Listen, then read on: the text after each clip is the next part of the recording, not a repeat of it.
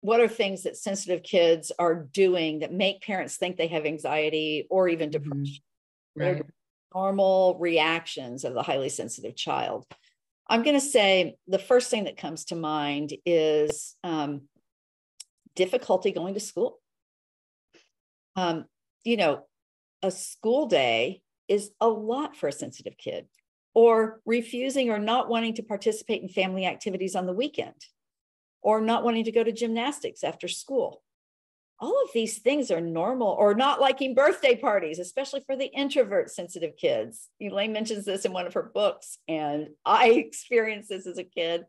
And nonetheless, let me just come clean and say I subjected my child to birthday parties. It's all about us. So, and I'm going to give the dads a little bit of a pass here, because for sure it's the moms, not to be so binary, but for sure the moms are the most guilty of this. And no, but what the dads are guilty of, and some moms are, wanting the family, and this is all good, right? We want our family to go and socialize with other families, to take trips, to do fun things on the weekends, to go to the farmer's market or the county fair or the big get together, to have friends over, and to invite, all your college friends over with their kids, to have a big, get together for a holiday, for example. And your child is like in their room, not participating. In fact, let's call out Violet Shrink right now. Violet Shrink is one of my favorite books for sensitive kids, especially introverted sensitive kids. And I have that video on my YouTube channel reading it. So it's easily accessible. But these things are good self-protective behaviors. It's about, and for adults, we can think about reframing our own childhood. When I read The Highly Sensitive Child, I was trying to learn about my kid.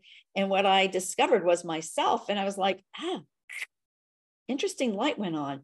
I didn't want to go to birthday parties because they were too much for me. And I'm old enough that, we were still sitting on balloons to pop them during musical chairs. Like, what hell? And so my sensitive brain said, no, Lainey, don't do it. And luckily, I had an introverted, sensitive mom who supported that, not wanting to get out of the house in the morning, really having a hard time getting up and leaving in the morning, and really driving the entire family bonkers trying to get that one child moving. That is a pretty standard sensitive child behavior. It's easily fixable. Let me just say, it's a simple fix, but it's not easy. So these are kinds of things like struggling with transitions, having meltdowns,